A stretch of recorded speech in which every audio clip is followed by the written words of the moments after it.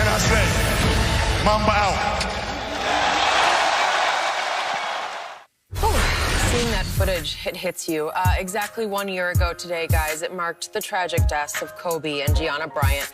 The NBA legend and his 13-year-old daughter were among 9 people who lost their lives in a helicopter crash in Southern California. And earlier this month, Vanessa Bryant posted on social media that she hoped people would celebrate the lives of Kobe and Gianna instead of fixating on how they passed as today approached. So, Shannon, what are your feelings a year later? That lost loved ones. And I know we talk about Kobe because he was the recognizable face and his young daughter, Gigi. But there are a lot of grieving families that lost loved ones in this process, and they're grieving, and they would like to celebrate the lives of their loved ones. So let's make sure that when we fall on our knees and we pray, and we keep those families in mind as well. For me, Skip, with Kobe, it still doesn't seem real. I knew what Kobe was in the basketball community. Skip, I did not know Kobe was this big. If you think about when guys do anything, play golf, you see golfers come out there with the Kobe jerseys on. Yep. You see tennis players come out there with jerseys on. You see football players with the cleats on. Mamba mentality, business world. You move from just being a basketball player, you move to being an icon that transcends sports. Skip, rap, you know, I saw a thing the other day, is talking about players that's mentioned most in rap.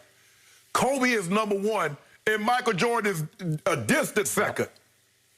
That goes to show you how people, what they thought of him. Yep.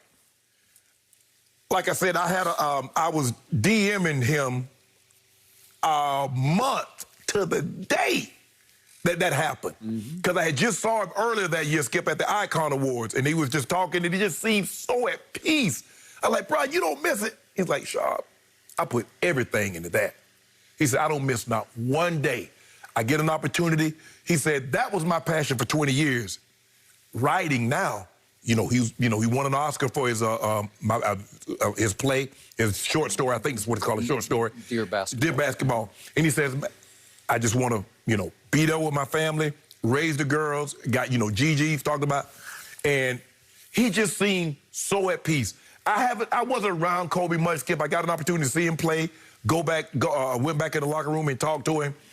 But he seemed at peace. He seemed at ease with where he was in his life. And but like Vanessa said, celebrate that. What happened on that fateful Sunday morning and the foggy Sunday morning on that mountainside, we all wish that would have never happened. But I'm going to remember him dropping 81 on Toronto. I'm going to remember him dropping 60 in his last game. I'm going to remember him dropping 62 in 3/4 against the Mavericks. Yep. I'm going to remember the virtuoso performances in the big games when you needed Kobe Bryant. And like I said, he's the closest thing that I've ever seen to Michael Jordan. And I don't know if we'll ever see someone like Mike and like Kobe again. Kobe was fun to watch. He didn't cheat you. You knew exactly what you're going to get from Kobe Bryant. Every single thing he got. He didn't cheat the process. So for me, Skip, although it's sad, and I still don't believe it, and sometimes I go in my DM and I just look at the message, I'm like, bro, I can't believe this happened. But Kobe is, I don't know, Skip, there are certain people that transcend a particular sport. Ali did that. People quote, Skip, Kobe is in that stature as far as iconic in his play and how people revere him. Skip, like I said, I knew how big he was in basketball. I knew that.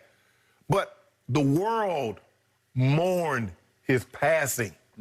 It tells you everything you need to know about this young man. So for me, it seems like yesterday that you and I were at our hotel in South Beach, Miami, getting ready for Monday of Super Bowl week, when this hit like 1,000,000 tons of bricks. And I remember that afternoon seeing trending, not Kobe. And now a year later, I'm still right there where I was. Yeah. Not Kobe.